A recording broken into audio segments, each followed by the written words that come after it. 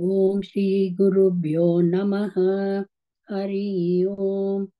शुक्लांबरधरं विष्णुं शशिवर्णं चतुर्भुजं प्रसन्नवदनं ध्यायेत् सर्वविघ्नोपशान्तये।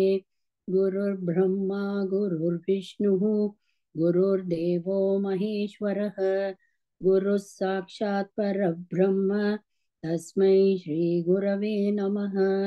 सरस्वती नमस्तुभ्यं वरदे कामरूपिणी विद्यारंभं करिष्यामि सिद्धिर्भवतु मे सदा। पीताम्बरं करविराजितशङ्खचक्रकौमोदकी सरसिजं करुणासमुद्रं राधासहायमतिसुन्दरमन्दहासं वातालये येष मनिषं हृदि भावयामि। ॐ नमो भगवते वासुदेवाय। ॐ श्रीकृष्णाय परब्रह्मणे नमः। अथ श्रीमन्नारायणीयम् अथ प्रथमस्कन्धः प्रथमं दशकं श्रीभगवन्महिमानुवर्णनम्। सान्द्रानन्दावबोधात्मकमनुपमितं कालदेशावधिभ्यां निर्मुक्तं नित्यमुक्तं निगमशतसहस्रेण निर्भास्यमानम् अस्पष्टं दृष्टमात्रे पुनरुरुपुरुषार्थात्मकं ब्रह्मतत्त्वम् तत्तावत् भाति साक्षात् गुरुपवनपुरे अन्तभाग्यं जनानाम्। एवं दुर्लभ्य वस्तुन्यपि सुलभतया हस्तलब्धे यदन्यत् तन्वा वाचादिहा वा भजति बत जनः शूद्रतैव स्फुटेयम्। एते तावत् वयन्तु स्थिरतरमनसा विश्वपीडापहत्यै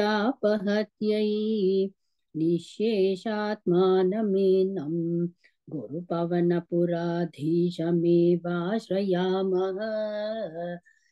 सत्त्वय्यत्तत्पराभ्यामपरिकलनतो निर्मलं तेन तावत् भूतैर्भूतेन्द्रियैस्ते वपुरति बहुश्रूयते व्यासवाक्यम् तत्स्वच्छत्वाद्यदच्छादितपरसुखचित् गर्भनिर्भासरूपम् तस्मिन् धन्यारमन्ते श्रुतिमतिमधुरे सुग्रहे विग्रहे ते निष्कम्पे नित्यपूर्णे निरवधि परमानन्दपीयूषरूपे निर्लीनानेकमुक्तावलिसुभगतमे निर्मल ब्रह्म सिन्धौ कल्लोलोल्लासतुल्यं खलु विमलतरं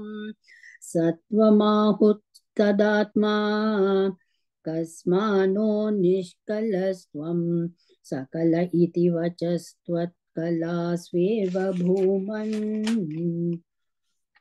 निर्व्यापारोऽपि निष्कारणमज भजसे यत्क्रियामीक्षणाख्या तेनैवोदेति लीना प्रकृतिरसति कल्पापि कल्पादिकाले तस्या संशुद्धमंशं कमपि तमतिरोधायकं सत्त्वरूपं सत्त्वं धृत्वा दधासि स्वमहिम विभवाकुण्ठवैकुण्ठरूपम् तत्ते प्रत्यग्रधाराधरललितकलायावलीकेलिकारं लावण्यस्यैकसारं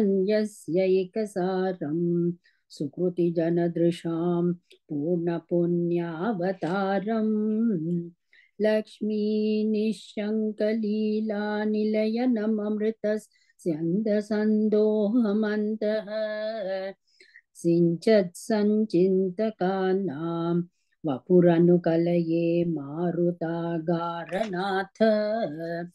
कष्टा ते सृष्टिचेष्टा बहुतर भवखेदावः जीवभाजाम् इत्येवं पूर्वमालोचितमजितमया नैव मध्याभिजाने नो चेज्जीवाः कथं वा मधुरतरमिदं त्वत्वपुश्चित्रसार्द्रम् नेत्रैशोत्रैश्च पीत्वा परमरस सुधाम्भोधिपूरे रमेरन् नम्राणां सन्निधत्ते सततमपि पुरस्तैर्यनभ्यर्थितानभ्यर्थान् कामानजस्रं वितरति परमानन्दसान्द्राङ्गतिं च इत्तन्निःशेषलभ्यो निरवधिकफलः पारिजातो हरे त्वं क्षुद्रन्तं शक्रवाटी द्रुममभिलषति व्यर्थमर्तिव्रजोऽयं कारुण्यात् काममन्यन् ददति खलु परे स्वत्मदस्त्वं विशेषात् ऐश्वर्यादिशते ये जगति परजने स्वात्मनोऽपीश्वरस्त्वं त्वय्युच्चैरारमन्ति प्रतिपदमधुरे चेतनास्फीतभाग्याः त्वं चात्मा राम एव द्युलगुणगणाधारचौरे नमस्ते ऐश्वर्यं शङ्करादीश्वर विनियमनं विश्वतेजोहराणां तेजस्संहारिवीर्यं विमलमपि यशो निःस्पृहैश्चोपगीतम् अङ्गासङ्गा सदा श्रीरखिलविदसिन क्वापि ते सङ्गवार्ता तद्वातागारवासिन् मुरहरि भगवत् शब्दमुख्याश्रयोऽसि इति श्रीमन्नारायणीये भगवन्महिमानुवर्णनं नाम प्रथमं दशकं समाप्तं नारायणाखिल गुरो भगवन् नमस्ते नारायणाखिल गुरो भगवन् नमस्ते अत द्वितीयं दशकं श्रीभगवद्रूपवर्णनम् सूर्यस्पर्धिकिरीटमूर्ध्वतिलकप्रोद्भासि फालान्तरम् कारुण्याकुलनेत्रमार्द्रहसितोल्लासं सुनासापुटम् गण्डोद्यन्मकराभकुण्डलयुगं कण्ठोज्ज्वलत्कौस्तुभं त्वद्रूपं वनमाल्यहारपटलश्रीवत्सदीप्रं भजे केयूराङ्गदकङ्कणोत्तममहा रत्नाङ्गुलीयाङ्कितः श्रीमद्बाहुचतुष्क सङ्गतगदा शङ्खारिपङ्केरुहाम् काञ्चित् काञ्चन काञ्चिलाञ्छितलसत् पीताम्बरालम्बिनीम् आलम्बे विमलाम्बुजद्युतिपदां मूर्तिं तवार्थिच्छिदम् यत्रैलोक्यमहीयसोऽपि महितं सम्मोहनं मोहनात् कान्तं कान्तिनिधानतोऽपि मधुरं माधुर्यदुर्यादपि सौन्दर्योत्तरतोऽपि सुन्दरतरं तद्रूपमाश्चर्यतोऽप्याश्चर्यं भुवनेन कस्य कुतुकं पुष्णाति विष्णो विभो तत्तादृङ्मधुरात्मकं तव वपुः सम्प्राप्य सम्पन्मयी सा देवी परमोत्सुका निरचर चिरतरं चिरतरन्नास्ते स्वभक्तेष्वपि तेनास्याभत कष्टमच्युत विभो त्वद्रूपमानोज्ञप्रेमस्थैर्यमयाद च बलबला चापल्यवार्थोदभूत् लक्ष्मीस्तावकरामणीयककृतैवेयं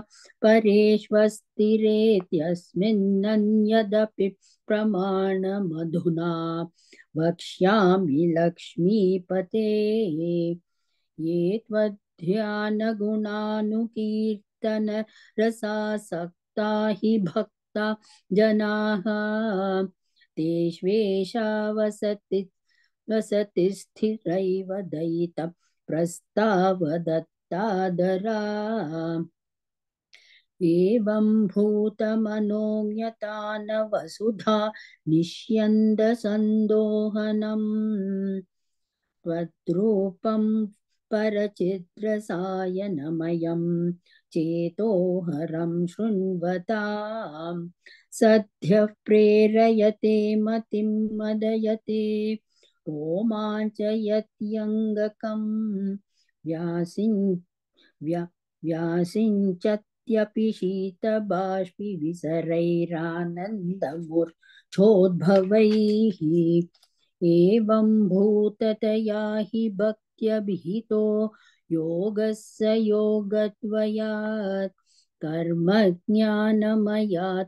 पुरुषोत्तमतरो योगीश्वरैर्गीयते सौन्दर्यैकरसात्मके त्वयि खलु प्रेम प्रकर्षात्मिका भक्तिर्निश्रममेव विश्वपुरुषैर्लभ्या रमा वल्लभ निष्कामन्नियतस्वधर्मचरणं यत्कर्मयोगाभिधम् तद्दूरेत्यपलय्यतोपनिषद ज्ञानोपलभ्यं पुनः तत्त्वव्यक्ततया सुदुर्गमतरं चित्तस्य तस्माद्विभो त्वत्प्रेमात्मकभक्तिरेव सततं स्वादीयसि श्रेयसी अत्यायासकराणि कर्मपटलान् याचर्य निर्यन्मलाः बोधे भक्तिपथेऽथवाप्यचितता मायान्ति किं तावता क्लिष्ट्वा तर्कपथे परन्तव वपुर्ब्रह्माख्यमन्ये पुनः चित्तार्द्रत्वमृते विचिन्त्य बहुभिः सिद्ध्यन्ति जन्मान्तरैः त्वद्भक्तिस्तु कथारसामृतझरी निर्मज्जनेन स्वयं सिद्ध्यन्ति विमलप्रबोध पदवीमक्लेशतस्तन्वती सद्यसिद्धिकरी जयत् ययि विभो सैवास्तु ते तत्त्वद प्रेम प्रौढिरसार्द्रता धृततरं वातालयाधीश्वर इति श्रीमन्नारायणीये श्रीभगवद्रूपवर्णनं द्वितीयं दशकं समाप्तं। नारायणाखिलगुरो भगवन्नमस्ते। नारायणाखिलगुरो भगवन्नमस्ते। अथ तृतीयं दशकं भक्तस्वरूपवर्णनं भक्तिप्रार्थना च। पठन्तो नामानि प्रमदभरसिन्धौ निपतिताः स्मरन्तो रूपन्ते वरद कथयन्तो गुणकथाः चरन्तो ये भक्तास्त्वयि खलु रमन्ते परममून् अहं धन्यान् मन्ये समधिगत सर्वाभिलषितान् गदक्लिष्टं कष्टं तव चरणसेवा रसभरेऽप्यनासक्तं चित्तम् भवति बत विष्णो गुरुदया भवत्पादाम्भोजस्मरणरसिको नाम निवहान् अहङ्गायङ्गायं कोहचन विहत्स्यामि विजने कृपा ते जाता चेत् किमिव न हि लभ्यन्तनुभृताम् मदीयक्लेशौधप्रशमनदशा नाम कियती न के लोकेऽस्मिन्निनिशमयि शोकाभिरहिताः भवद्भक्ता मुक्ता सुखगति मसक्ता विदधते मुनि प्रौढारूढा जगति खलु गुडात्मगतयः भवत्पादाम्भोज स्मरणविरुजो नारदमुखाः चरन्तीश स्वैरं सततपरिनिर्भातपरचित् सदानन्दाद्वैत प्रसरपरिमग्नः किमपरम्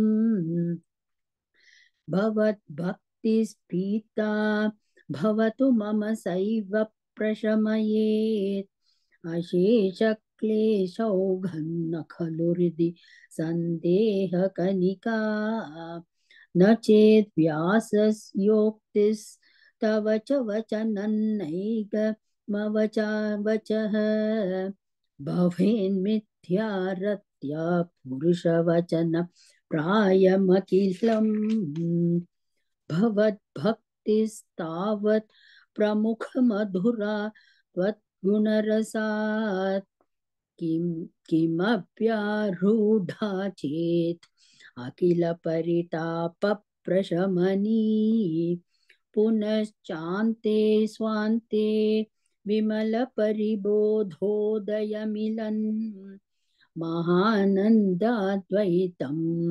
दिशति किमतः प्रार्थमपरम् विदूह्य क्लेशान् मे कुरु चरणयुग्मन्धृतरसं भवक्षेत्र प्रवक्तौ करमपि च ते पूजनविधौ भवन्मूर्त्यालोके नयनमथते पादतुलसी परिघ्राणे घ्राणं श्रवणमपि ते चारुचरिते प्रभूताधिव्याधि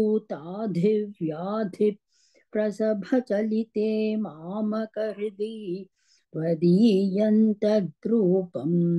परमसुखचिद्रूपमुदीयात् उदञ्चत्रोमाञ्चो गलितबहुहर्षा शृणिविवहः यथा विस्मर्यासं दुरुपशमपीडा परिभवान् मरुद्गेहाधीश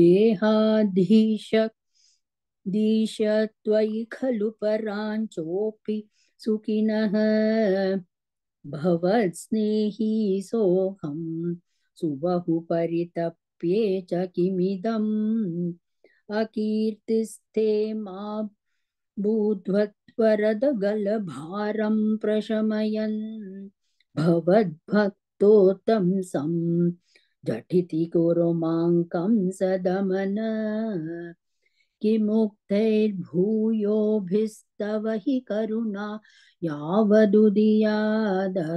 तावदेव प्रहितविविधार्थ प्रलपितः पुरक्लिप्ते पादे वरद तव नेष्यामि दिवसान् यथाशक्तिव्यक्तं नतिनुति निषेवा विरचयन् इति श्रीमन्नारायणीये भक्तस्वरूपवर्णनं भक्तिप्रार्थना चेति तृतीयं दशकं समाप्तम् नारायणाखिल गुरो भगवन् नमस्ते। नारायणाखिल गुरो भगवन् नमस्ते। अथ द्वितीयस्कन्धः। अथ चतुर्थं दशकम्। अष्टाङ्गयोगवर्णनं योगसिद्धिवर्णनं च। कल्यतां मम कुरुष्व तावतीं कल्यते भवदुपासनैयया। स्पष्टमष्टविधयोगचर्यया पुष्टयाशु तव तुष्टिमाप्नुयाम्। ब्रह्मचर्यदृढतादिभिर्यमैराप्यवादिनियमैश्च पाविताः कुर्महे दृढममी सुखासनं पङ्कजाद्यमपि वा भवत्पराः। तारमन्तरनुचिन्त्य सन्ततं प्राणवायुमभिलयम्य निर्मलाः। इन्द्रियाणि विषयादथा बृहत्यास्महे भवदुपासनोन्मुखाः।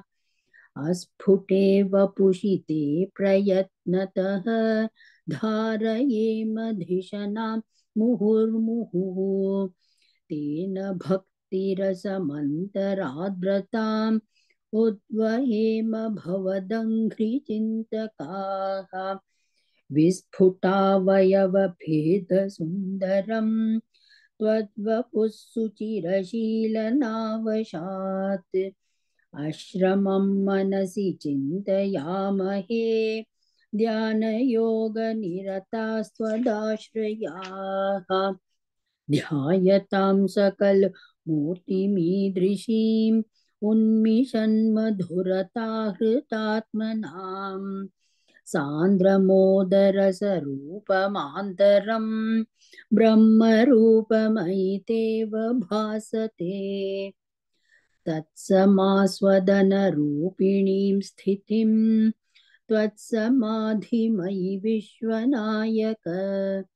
आश्रिताः पुनरतः परिच्युतौ आरभेमहि च धारणादिकम्। इत्थमभ्यसननिर्भरोल्लसत्वत्परात्मसुखकल्पितोत्सवाः मुग्धभक्तकुलमौलिताङ्गताः सञ्चरेम शुकनारदादिवत्। त्वत्समाधिविजये तु यः पुनर्मंशुमोक्षरसिकक्रमेण वा योगवश्यमनिलं षडाश्रयैरुन्नयत्यजसु सुषुम्नयाशनैः। लिङ्गदेहमपि सन्त्यजन्नथः लीयते त्वयि परे निराग्रहः। ऊर्ध्वलोककुतुकीतु मूर्धतः सार्धमेव करणैर्निरीयते। अग्निवासरवलक्षपक्षगैरुत्तरायणजुषा च दैवतैः प्रापितो रविपदं भवत्परः मोदवान् ध्रुवपदान्तमीयते। आस्थितोऽथ महरालये यदा शेषवक्त्रदहनोष्मनार्द्यते। ईयते भवदुपाश्रयस्तदा वेधसः पदमथः पुरैव वा। तत्र वा तव पदेऽथ तावसन् प्राकृतप्रलय एति मुक्तताम्। स्वेच्छया खलु पुरा विमुच्यते संविभिद्य जगदण्डमोजसा। तस्य चक्षितिपयो निलद् यो महत्प्रकृतिसप्तकावृत्तिः। तत्तदात्मकतया विशन् सुखी याति ते पदमनावृतौ विभो। अर्चिरादिगतिमीदृशीं व्रजन् विच्युतिन्न भजते जगत्पते सच्चिदात्मक भवद्गुणोदयान् उच्चरन्तमनिलेश पाहि माम् इति श्रीमन्नारायणीये अष्टाङ्गयोगवर्णनं योगसिद्धिवर्णनं चेति चतुर्थं दशकं समाप्तं। नारायणाखिलगुरो भगवन्नमस्ते। नारायणाखिलगुरो भगवन् नमस्ते। अथ पञ्चमं दशकं विराट् पुरुषोत्पत्ति वर्णनम्। व्यक्ताव्यक्तमिदन्न किञ्चिदभवत् प्राक्प्राकृतप्रक्षये मायायङ्गुणसाम्यरुद्धविकृतौ त्वय्या गतायालयम् नो मृत्युश्च तदा मृत्युं च समभून्नान्हो न रात्रिस्थितिः तत्रैकस्त्वमशिष्यथा किल परा नन्दा प्रकाशात्मना कालः कर्म गुणाश्च जीवनिवहा विश्वं च कार्यं विभो चिल्लीलारतिमेयुषि त्वयि तदा निर्लीनता माययुः तेषानैव वदन्त्यसत्त्वमयि भो शक्त्यात्मना तिष्ठतां नो चेत् किं गगनप्रसूनसदृशां भूयो भवेत् सम्भवः एवं च द्विपरार्धकालविगता वीक्षांसि सृक्षात्मिकाम् बिभ्राणे त्वयि चक्षुभे त्रिभुवनी भावाय माया स्वयं मायाथ खलु कालशक्तिरखिला दृष्टं स्वभावोऽपि च प्रादुर्भूर्य गुणान् विकास्य विदधुस्तस्या सहायक्रियाम्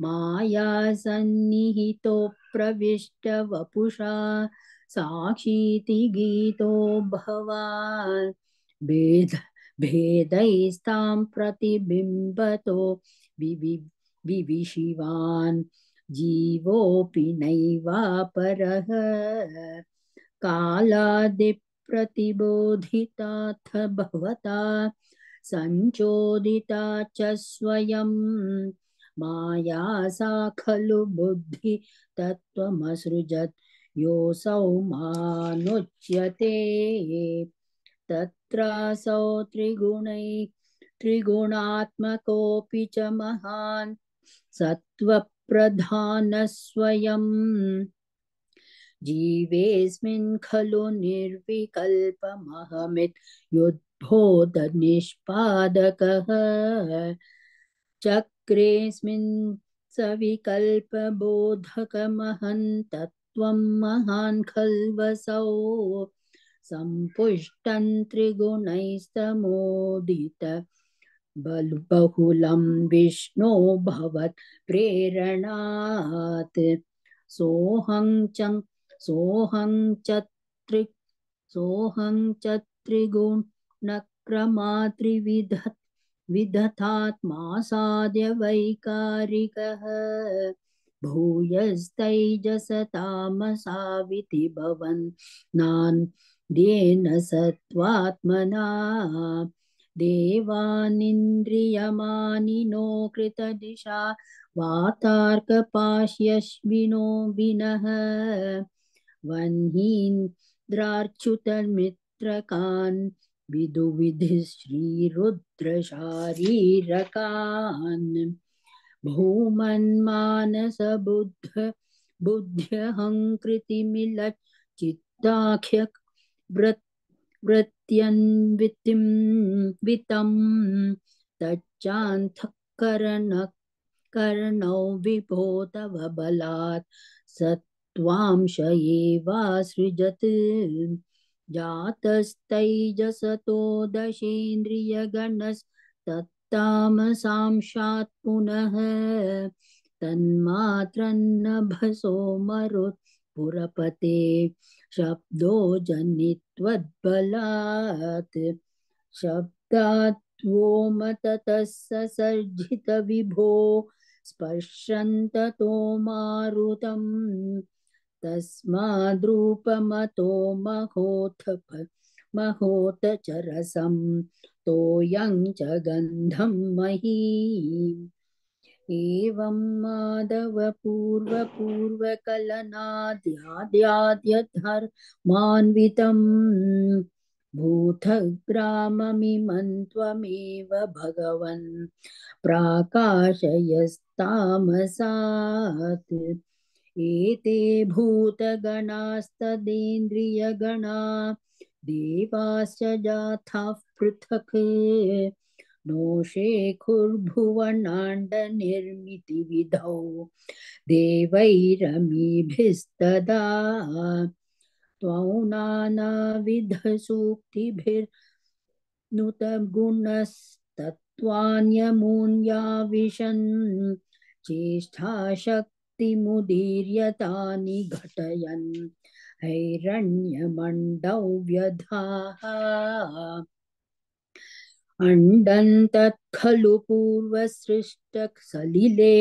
तिष्ठत्सहस्रं समाः निर्भिन्दन्दकृताश्चतुर्दश जगद्रूपौ विराडाः वयम् साहस्रैखर पाद्वमूर्धनिवहैर्निःशेषजीवात्मकः निर्भातोऽसि मरुत्पुराधिपस मां त्रायस्व सर्वामयात् इति श्रीमन्नारायणीये विराट पुरुषोत्पत्तिवर्णनं नाम पंचमं दशकं समाप्तम् नारायणाखिल गुरो भगवन् नमस्ते नारायणाखिल गुरो भगवन् नमस्ते अथ षष्ठं दशकं विराट देहस्य जगदात्मत्ववर्णनम् एवं चतुर्दश जगन्मयताङ्गतस्य पातालमीश तव पादतलौ वदन्ति पादोध्वदेशमपि देवरसातलन्ते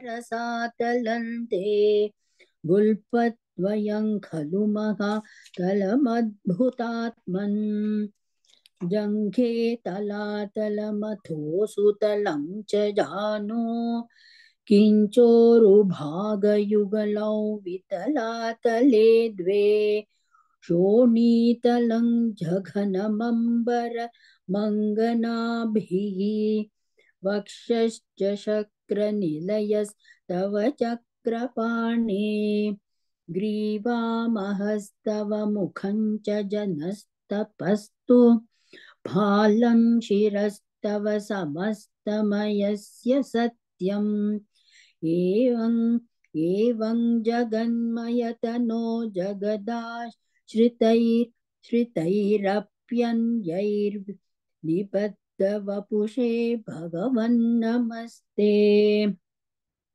त्वद्ब्रह्मरन्ध्रपदमीश्वर विश्वकन्द छन्दांसि केशव घनास्तव केशपाशाः उल्लासि चिल्लियुगलं द्रुहिणस्य गेहं पक्ष्माणि रात्रिदिवसौ सविता च नेत्रे निःशेष विश्वरचना च कटाक्षमोक्षः कर्णौ दिशोऽस्मि तव नासिके द्वे लोभत्रपे च भगवन्नधरोतरोष्ठौ तारागणाश्च दशनाः शमनश्च दंष्ट्रा मायाविलासहसितं श्वसितं समीरः जिह्वाजलौ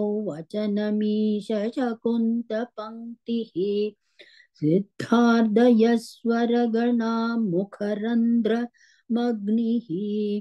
देवाबुजास्थनयुगन्तवधर्मदेवः पृष्ठन् त्वधर्म इह देवमनःसुधांशुः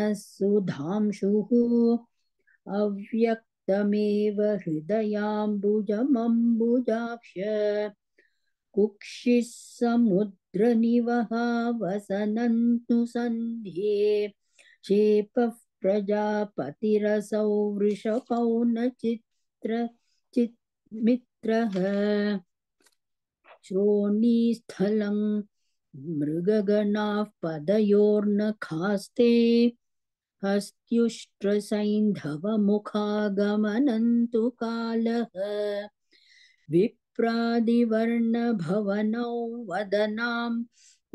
वदनां च बाहु चारुरुयुग्मचरणं करुणाम्बुधे ते संसारचक्रमयि चक्रधर क्रियास्ते वीर्यं महासुरगणो स्थिखुलानि शैलाः नार्यसरित्समुदयस्तरवश्च रोम जीयादिदौ वपुरनिर्वचनीयमीश ईदृग्जगन्मयवपुस्तव कर्म भाजां कर्मावसानसमये स्मरणीयमाहुः तस्यान्तरात्मवपुषे विमलात्मने ते वातालयाधिप नमोऽस्तु निरुन्धिरोगान् इति श्रीमन्नारायणीये विराट्देहस्य जगदात्मत्ववर्णनं नाम षष्ठं दशकं समाप्तं नारायणाखिलगुरो भगवन्नमस्ते नारायणाखिलगुरो भगवन् नमस्ते अथ सप्तमं दशकं हिरण्यगर्भोत्पत्तिवर्णनं वैकुण्ठदर्शनं च एवं देव चतुर्दशात्मकजगद्रूपेण जातः पुनः तस्योर्ध्वं खलु सत्यलोकनिलये जातोऽसि धाता स्वयं यं शंसन्ति हिरण्यगर्भमखिलत्रैलोक्यजीवात्मकम् यो भूत्स्फीतरजो विकारविकसन् नानासृक्षारसः सोऽयं विश्वविसर्गदत्तहृदयः सम्पश्यमानः स्वयं बोधं खल्व वाप्य विश्वविषयं चिन्ताकुलस्तस्थिवा तावत् त्वं जगतां पते तपतपेत्येवं हि वैहायसी वाणी मे नमशिश्रवश्रुतिसुखां कुर्वंस्तप्रेरणां कोऽसौ मामवदत् पुमानिति जलापूर्णे जगन्मण्डले दिक्षुद्वीक्ष्य किमप्यनीक्षितवता वाक्यार्थमुत्पश्यता दिव्यौ वर्षसहस्रमात् तपसा तेन त्वमाराधितः तस्मै दर्शितवानसि स्वनिलयौ वैकुण्ठमेकाद्भुतम् माया यत्र कदापि नो विकुरुते भाते जगद्भ्यो बहिः शोकक्रोधविमोहसाध्वसमुखा भावास्तु दूरङ्गताः सान्द्रानन्दझरी च यत्र परम ज्योतिः प्रकाशात्मके तत्ते धाम विभावितौ विजयते वैकुण्ठरूपौ विभो यस्मिन्नाम चतुर्भुजा हरिमणिश्यामावदातत्विषः नानाभूषणरत्नदीपितदिशो राजद्विमानालयाः भक्तिप्राप्त तथा विधो नतपदा दीव्यन्ति दिव्या जनाः तत्ते धाम निरस्त सर्वशमलौ वैकुण्ठरूपं जयेत् नानादिव्यवधूजनैरभिवृता विद्युल्लता तुल्यया विश्वोन्मादनहृद्यगात्रलतया विद्योतिता शान्तरा त्वत्पादाम्बुजबो सौरभैककुतुकाल्लक्ष्मी स्वयल् लक्ष्यते यस्मिन् विस्मयनीय दिव्य विभवन्तत्ते पदं देहि मे तत्रैवं प्रतिदर्शिते निजपदे रत्नासनध्यासितं भास्वत्कोटिलसत्किरीटकटकाद्या दीप्राकृति श्रीवत्साङ्गितमातकौस्तुभमणिच्छायारुणङ्कारणम् विश्वेशान्तवरूपमैक्षत विधिस्तत्ते विभो भातु मे कालाम्भोदकलाय कोमलरुचि चक्रेण चक्रन्दिशाम् आवृण्वानमुदारमन्दहसितस्यन्द्यप्रसन्नाननम् राजत्कम्बुगदारि पङ्कजधर श्रीमद्भुजामण्डलम् स्रष्टुस्तुष्टिकरौ वपुस्तव विभो मद्रोगमुद्वासयेत् दृष्ट्वा सम्भृतसम्भ्रमखमलभूस्त्वत्पादपातोरुहे हर्षावेशवशौ वदो निपतितः प्रीत्या कृतार्थी भवन् जानास्येव मनीषितं मम विभो ज्ञानन्तदापादय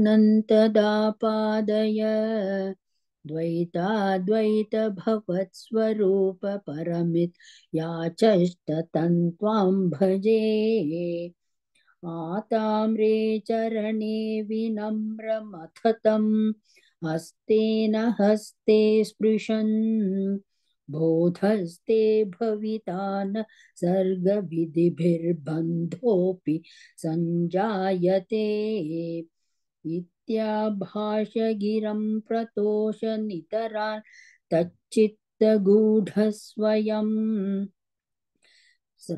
सृष्टौथं समुधैर्यः स भगवन् नुल्लासयोल्लागताम् इति श्रीमन्नारायणीये हिरण्यगर्भोत्पत्तिवर्णनं वैकुण्ठदर्शनं चेति सप्तमं दशकं समाप्तं नारायणाखिलगुरो भगवन् नमस्ते नारायणाखिलगुरो भगवन् नमस्ते अथ तृतीयस्कन्धः अथ अष्टमं दशकं प्रलयवर्णनं जगत्सृष्टिप्रकारवर्णनं च एवं तावत् प्राकृतप्रक्षयान्ते ब्राह्मे कल्पे ह्यादिमे लब्धजन्मा ब्रह्मा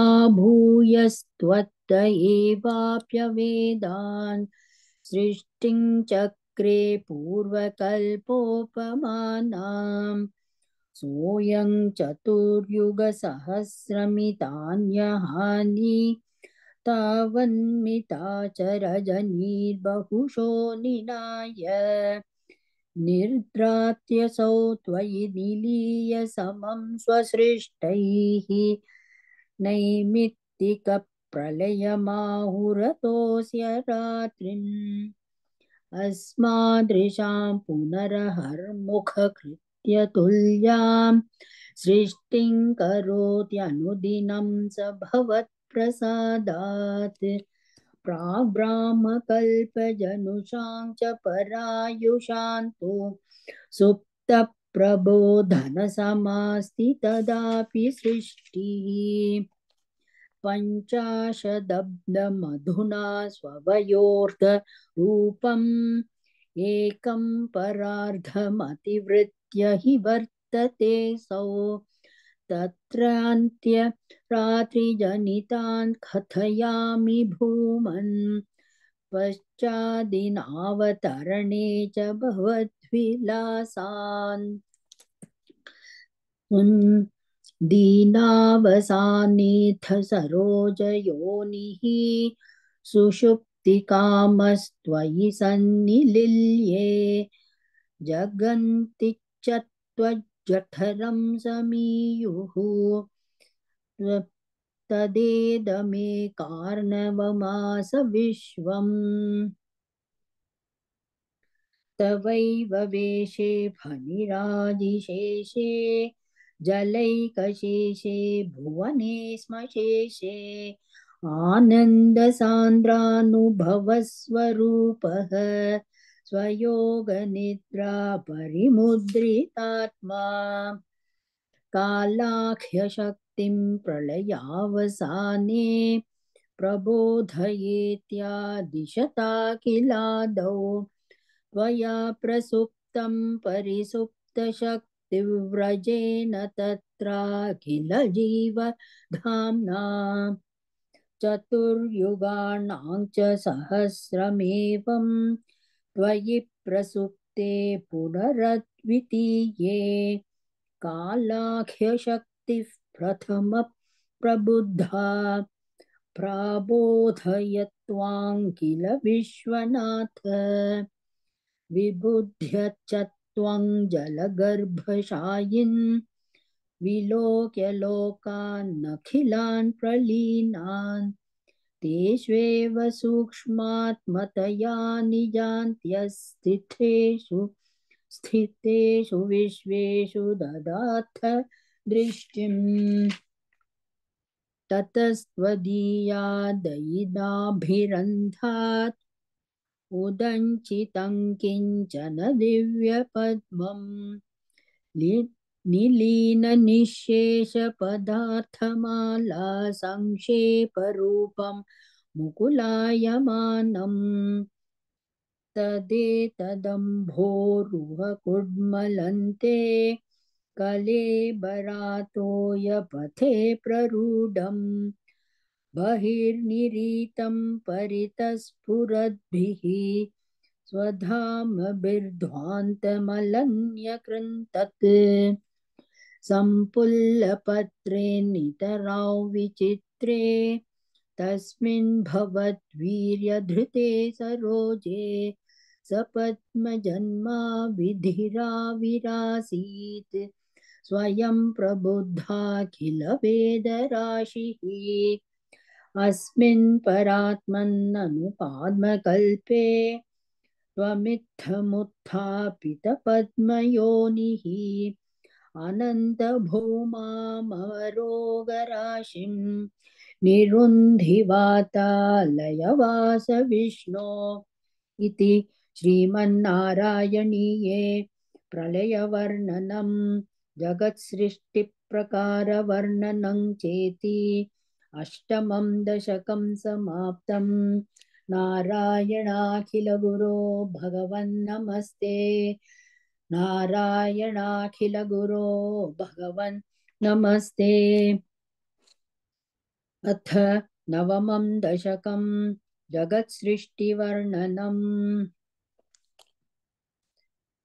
स्थितः स कमलोद्भवस्तव हि नाभिपङ्केरुहे कुतस्विदिदमम्बुधा उदितमित्यनालोकयन् तदीक्षण कुतूहलात् प्रतिदिशौ विवृत्ताननः चतुर्वदनतामगाद् विकसदष्टदृष्ट्यम्बुजाम् महानव विघूर्णितं कमलमिव तत्केवलं विलोक्य तदुपाश्रयन्तव तनुन्तु नालोकयन् क एष कमलोदरे महति निस्सहायो ह्यहम् कुतस्विदिदमम्बुजं समजनीति चिन्तामगात् अमुष्य हि सरोरुह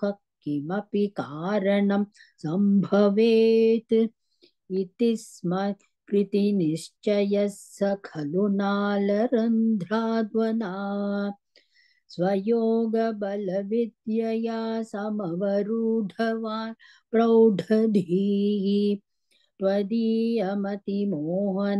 न तु कलेबरं दृष्टवान् ततः सकलनालिका विवरमार्गगो मार्गयन् प्रयस्य शतवत्सरं किमपि नैव सन्दृष्टवान् निवृत्य कमलोदरे सुखनिषण्ण एकाग्रधीः समाधिबलमादधे भवदनुग्रहैकाग्रही शतेन परिवत्सरैर्दृढसमाधि बन्धोलसत्प्रबोध विशदीकृतः स खलु पद्मिनी सम्भवः अदृष्टचरमद्भुतं तव हि रूपमन्तर्दृशा व्यचष्ट परितुष्टधीर्भुजग भोगभागाश्रयम्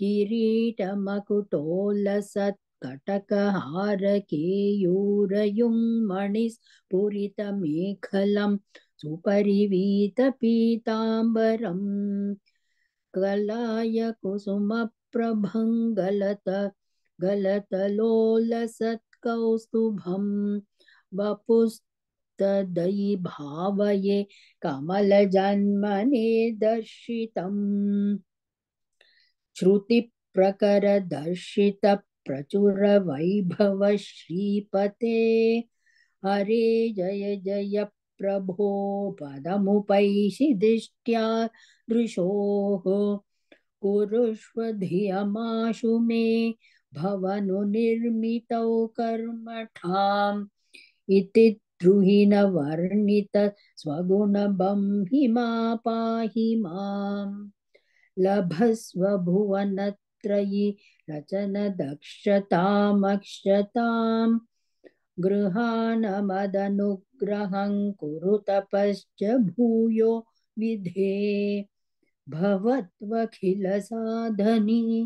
मयि च भक्तिरत्युत्कटे त्वदीर्यं गिरमादधा मुदितचेतसंवेधसम् शतं कृततपास्ततः स खलु दिव्य संवत्सरान् अवाप्य च तपोबलं मतिबलं च पूर्वाधिकम् उदीक्ष्य किल कम्पितं पयसि पङ्कजौ वायुना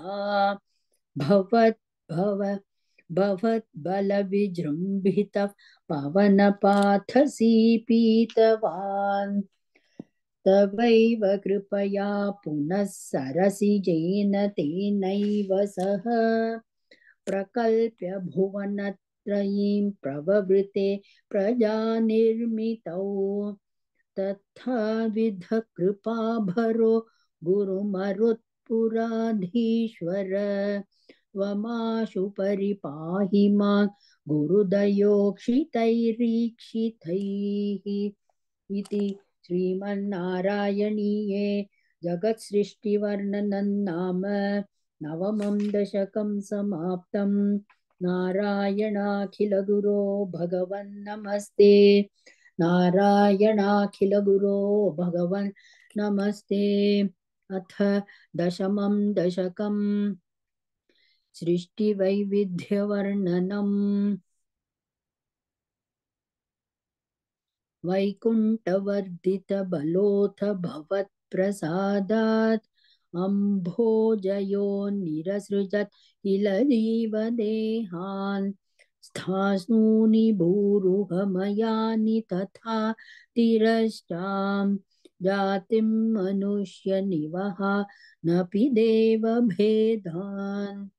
मिथ्याग्रहास्मि मतिरागविकोपभीतिः अज्ञानवृत्तिमिति पञ्चविदां ससृष्ट्वा उद्दामतामसपदार्थविधानदूनः तेने त्वदीयचरणस्मरणौ विशुद्ध्यै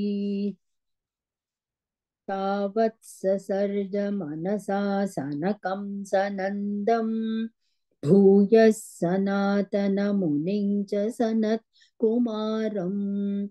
ते सृष्टिकर्मणि तु तेन नियुज्यमानाः त्वत्पादभक्तिरसिका जगृहुर्नवाणीम्। तावत् प्रकोपमुदितं प्रतिरुन्धतोऽस्य भ्रूमध्यतो जनिमृडो भवदेकदेशः। नामानि मे कुरु पदानि च हाविरिञ्चेत्यादौ रुरोद किल तेन स रुद्रनामा। एकादशाह्वयतया च विभिन्नरूपम् रुद्रौ विधाय दयिता वनिता च दत्त्वा तावन्त्यदत्त च पदानि भवत्प्रणुन्नः प्राह प्रजाविरचनाय च सादरन्तम्। रुद्राभिसृष्टभयदाकृतिरुद्र सङ्घसम्पूर्यमान भुवनत्रयभीतचेताः मामा प्रजासृजतपश्चरमङ्गलायेत्याचष्टतं कमलभूर्भवदीरितात्मा। तस्याथ सर्गरसिकस्य मरीचिरत्रिः तत्राङ्गिरः क्रतुमुनिः पुलः पुलस्त्यः अङ्गादजायत भृगुश्च वसिष्ठदक्षौ श्रीनारदश्च भगवन् भवदङ्घ्रिदासः धर्मादिकानभिसृजन्नथ कर्दमञ्च वाणी विधाय विधिरङ्गजसङ्कुलो भूत् त्वद्बोधितस्तैः सनकदक्षमुखैस्तनूजैः उद्बोधितश्च विररामतमो विमुञ्चन् वेदान् पुराणनिवहानपि सर्वविद्याः कुर्वन्निजानन गणाच्चतुराननोऽसौ पुत्रेषु तेषु विनिधाय सर्गवृद्धिम् अप्राप्नुवंस्तव पदाम्बुजमाश्रितो भूत् जानन्नुपायमथ देहमजो विभज्य स्त्रीपुंसभावमभजन्मनुतत्त्वधूभ्यां ताभ्यां च मानुषकुलानि ताभ्यां च मानुषकुलानि विवर्ध्यंस्त्वं गोविन्द मारुतपुरेश निरुन्धिरोगा इति श्रीमन्नारायणीये सृष्टिवैविध्यवर्णनं नाम दशमं दशकं समाप्तम्। नारायणाखिलगुरो भगवन्नमस्ते नारायणाखिलगुरो भगवन्नमस्ते अत एकादशं दशकं सनकादीनां वैकुण्ठप्रवेशवर्णनं जय विजयशापवर्णनं हिरण्यकशिपु हिरण्याक्षोत्पत्तिवर्णनं च क्रमेण सर्गे परिवर्धमाने कदापि दिव्या सनकादयस्ते भवद्विलोकाय विकुण्ठलोकं प्रपेदिरे मारुतमन्दिरेश मनोज्ञनैः श्रेयसकाननाद्यैः अनेकवापि मणिमन्दिरैश्च अनोपमन्तं भवतो निकेतं मुनीश्वराः प्रापुरतीतकक्ष्याः भवद्दिदृक्षून् भवनौ विवीक्षून् द्वास्थौ जयस्तान् विजयोऽप्यरुन्धाम् तेषां च चित्ते पदमापकोपः सर्वं भवत्प्रेरणयैव भूमन् वैकुण्ठलोकान्नुचितप्रचेष्टौ कष्टौ युवान्दैत्यगतिं भजेतम् इति प्रशप्तौ भवदाश्रयौ तौ हरिस्मृतिर्नोस्त्विति नेमतुस्तान् तदेतदाज्ञाय वाप्तः सहैव लक्ष्म्या बहिरम्बुजाक्ष खगेश्वरां सार्पितचारुबाहुः आनन्दयंस्तान्नभिराममूर्त्या प्रसाद्य गिर्भिस्तुवतो मुनीन्द्रान् अनन्यनाथावथ पार्षदौ तौ संरम्भयोगेन भवैस्त्रिभिर्माम्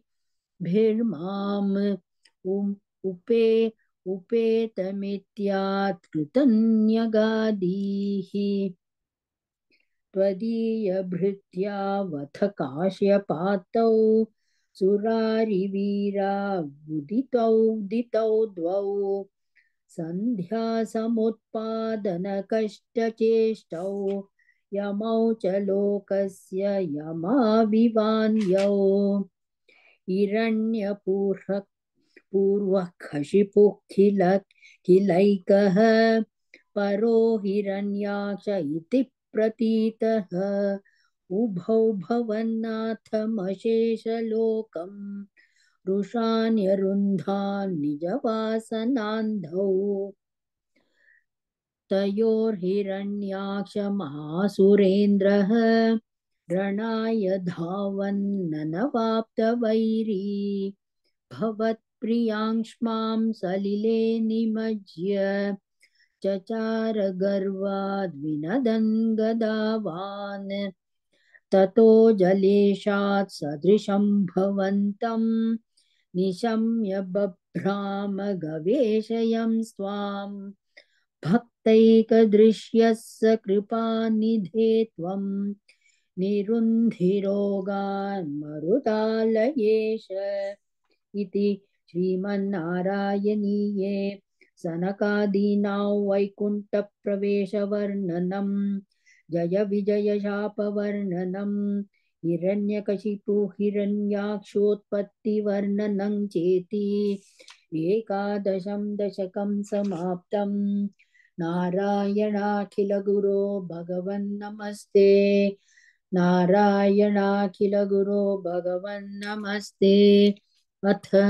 द्वादशं दशकं वराहावतारवर्णनं भूम्युद्धरणवर्णनं च स्वायम्भुवो मनुरथो जनसर्गशीलः दृष्ट्वा महीमसमये सलिले निमग्नां सृष्टारमाप शरणं भवदङ्घ्रिसेवा तुष्टाशयं मुनिजनैः सह सत्यलोके कष्टं प्रजा सृजति मय्यवनिर्निमग्ना स्थानं सरोज भव कल्पय तत् प्रजानाम् इत्येवमेष कथितो मनुना स्वयंभूः अम्भोरुहाक्ष तव पादयुगौ व्यचिन्तीत् हा हा विभो जलमहन्यपिबं पुरस्तात् अद्यापि मज्जति मही किमहं करोमि इत्थं त्वदङ्घ्रियुगलं शरणय्यतोऽस्य नासापुटात् समभवः शिशुकोलरूपी अङ्गुष्टमात्रवपुरुत्पतितः पुरस्तात् भूयोत कुम्भिसदृश समजृम्भतास्त्वम् अब्रे तथाविधमुदीक्ष्य भवन्तमुच्चैः विस्मेरतां विधिरगात् सहसूनुभिः स्वैः कोसावचिन्त्य महिमा किटिरुन्थि मे नासापुटात् किमु भवेदजितस्य माया इत्थं विचिन्त्य यति धातरी शैलमात्रः सद्यो भवन् किल जगर्जितघोरघोरम् तन्ते निनादमुपकर्ण्य जनस्तपस्थाः सत्यस्थिताश्च मुनयो नुनुर्भवन्तम् तत्स्तोत्रहर्षुलमनाः परिणद्य भूयः तोयाशयौ विपुलमूर्तिरवातरस्त्वम् ऊर्ध्वप्रसारि परिधूम्रविधूतरोमा प्रोक्षिप्तवालधिरवाङ् मुखघोरकोणः तूर्णप्रदीर्णजलदः परिघूर्णदक्ष्णा स्तोतॄन्मुनीन् शिशिरयन्नवतोरिथत्वम् अन्तर्जलं तदनु सङ्कुलनक्रचक्रं भ्राम्यत्तिमिङ्गिलकुलं खलु शोर्मिमालम् आविश्य भीषणरवेण रसातलस्थान् आकम्पयन् वसुमतीमगवेशयस्त्वम् दृष्ट्वाथ दैत्यहतकेन रसातलान्ते संवेशितां झटिति कूटकिटिर्विभो त्वम् आपातुकान् विगणय्य सुरारिखेटान् दंष्ट्राङ्कुरेण वसुधा मदधा सलीलम्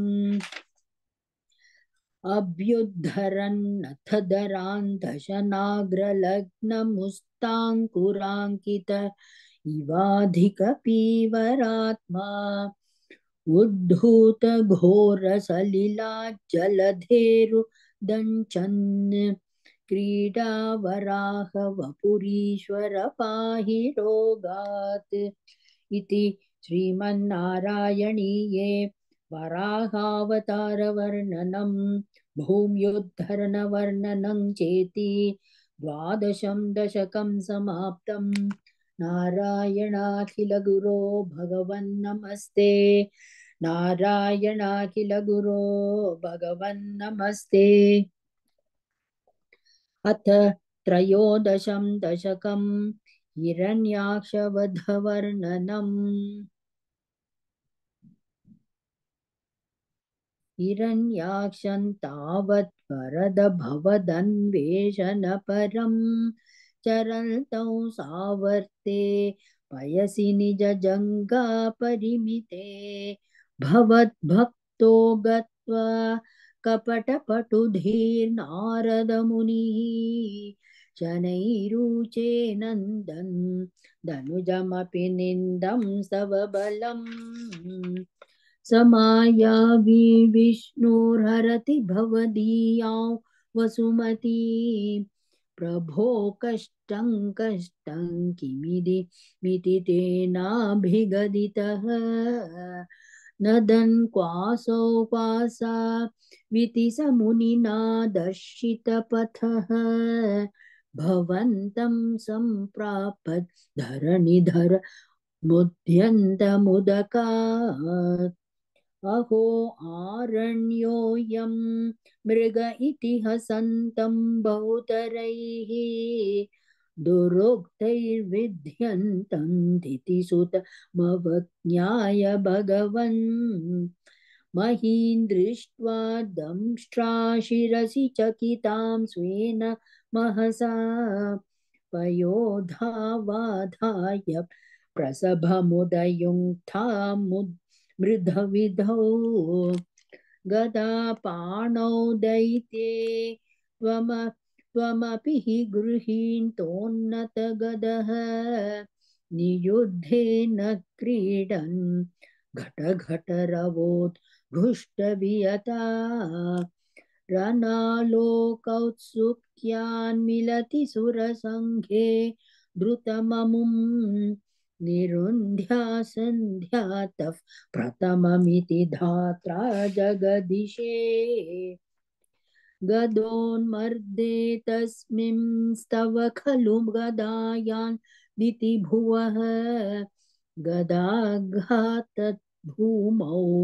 झटिति पतितायामहह भोः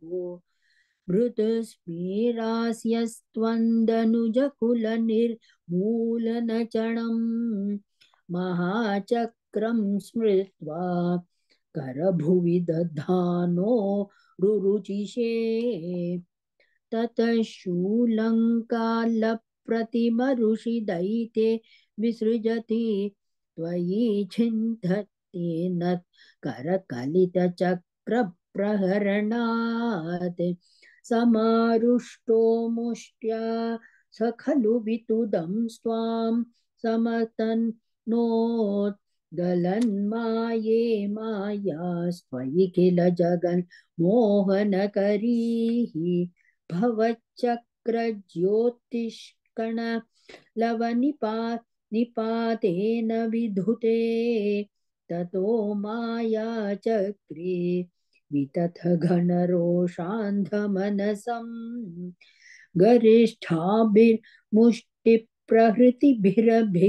गरिष्ठाभिर्मुष्टिप्रहृतिभिरभिघ्नन्तमसुरम् स्वपादाङ्गुष्ठेन श्रवणपदमूले निरवधिः महाकाय कायसोऽयन्तव चरणपातप्रमथितः गलद्रक्तो वक्त्रादपतदृशिभिः श्लाघितहतिः तदा त्वामुद्दामप्रमदभरविद्योतिहृदयाः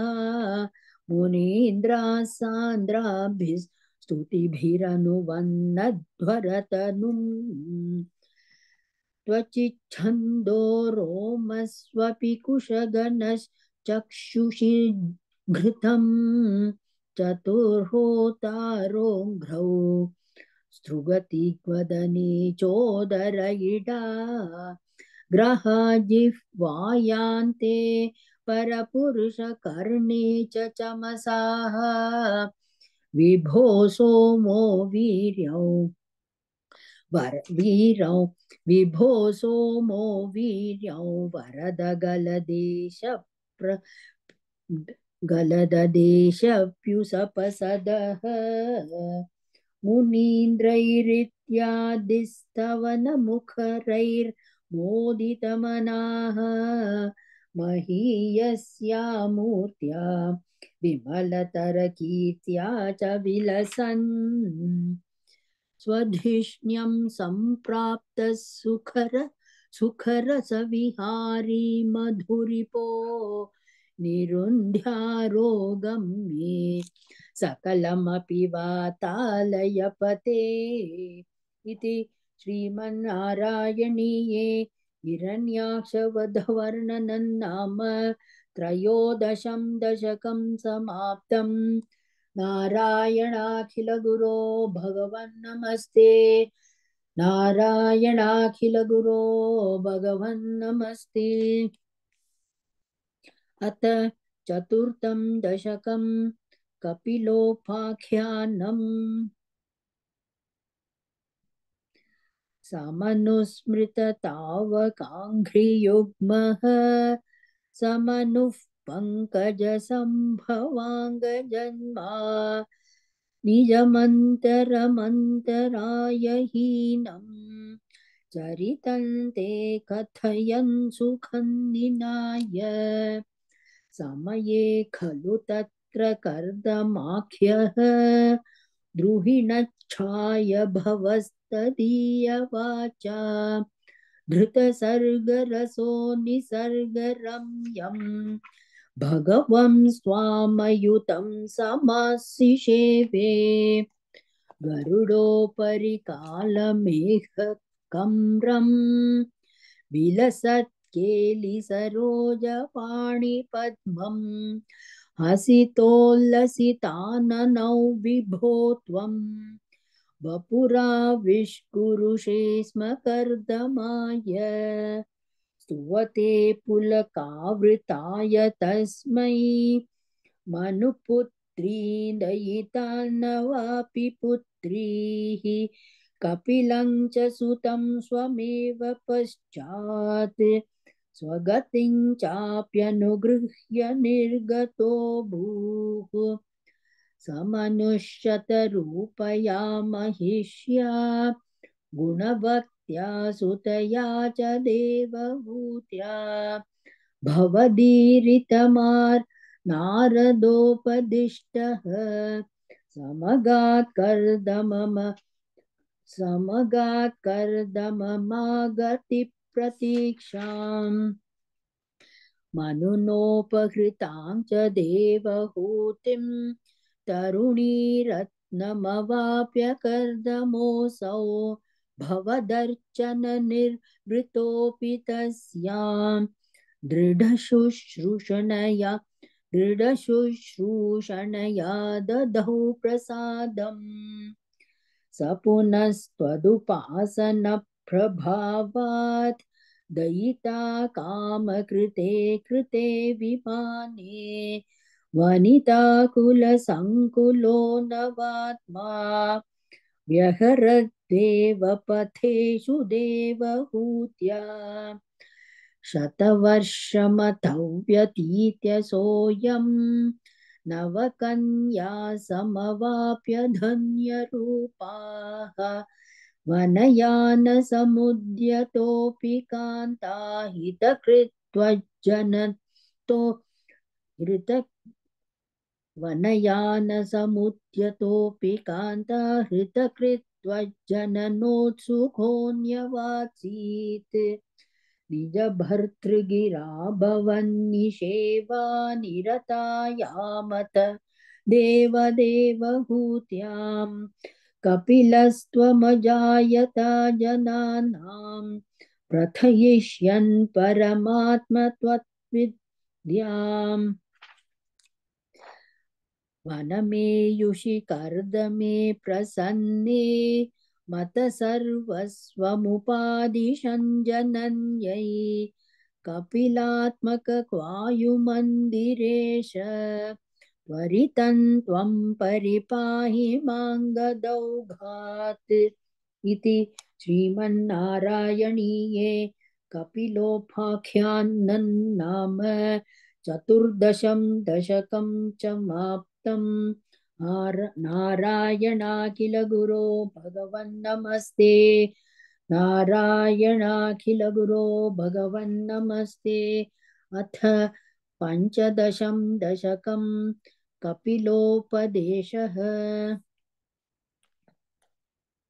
मतिरिह गुणसक्ता बन्धकृत्तेष्वसक्ता त्वमृतकृदुपरुन्धे भक्तियोगस्तु सक्तिं महदनुगमलभ्या भक्तिरेवात्र साध्या कपिलतनुरितित्वं देवहूत्यै न्यगादि प्रकृतिमहदहङ्काराशमात्राश भूतान्यपि दशाक्षी पूरुषः पञ्चविंशः इति विदितविभागो मुच्यते सौ प्रकृत्या कपिलतनुरितित्वं देवहूत्यै न्यगादि प्रकृतिगतगुणौघैर्नाज्यते पुरुषोऽयं यदि तु सजति तस्यान्तद्गुणास्तं भजेरन् मदनुभजन लोचनैः साप्यपेयात् कपिलतनुरितित्वं देवहूत्यै न्यगादि विमलमतिरुपात्तैरासनाद्यैर्मदङ्गं गरुडसमधिरूढं दिव्यभूषायुधाङ्कम् रुचितुलिततमालं शीलयेतानुवेलं कपिलतनुरितित्वं देवहूत्यै न्यगादि मम गुणगणलीला कर्णनैः कीर्तनाद्यैः मयि सुरसरिदोघभ्रक्यचित्तानुवृत्तिः भवति परमभक्तिः सा हि मृत्योर्विजेत्री कपिलतनुरितित्वं देवहूत्यै न्यगादि अहह बहुलहिंसा सञ्चितार्थैः कुटुम्बं प्रतिदिनमनुपुष्णन् स्त्रीजितो बाललाली विशति हि गृहसक्तो यातनामय्यभक्तः कपिलतनुरितित्वं देवहूत्यै न्यगादि युवति जठरखिन्नो जातबोधोऽप्यकाण्डे प्रसवगलितबोधपीडयोल्लङ्घ्य बाल्यं पुनरपि बत मुह्यत्येव तारुण्यकाले कपिलतनुरितित्वं देवहूत्यै न्यगादि पितृसुरगणयाजी धार्मिको यो गृहस्थः स च निपतितकाले दक्षिणाध्वोपगामी मयि निहितमकामं कर्म तु दक्पथार्थं कपिलतनुरितित्वं देवहूत्यै न्यगादि इति सुविदितवेद्यान् ये देवहूतिं कृतनुतिमनुगृह्य त्वङ्गतो योगिसङ्घैः विमलमतिरथासो भक्तियोगेन मुक्ता त्वमपि जनहितार्थं वर्तसे प्रागुदीच्याम् परम किमु बहुत्या त्वत्पदाम्भोजभक्तिं सकलभयविनेत्रीं सर्वकामोपनेत्रीं वदसि खलु दृढं त्वं त्वद्विदूयास्मयान्मे गुरुपवनपुरेश त्वय्युपाधस्त्व गुरुपवनपुरेश त्वय्युपादत्स्वभक्तिम् इति श्रीमन्नारायणीये कपिलोपदेशं नाम पञ्चमं दशकं समाप्तं नारायणाखिलगुरो भगवन्नमस्ते नारायणाखिलगुरो भगवन्नमस्ते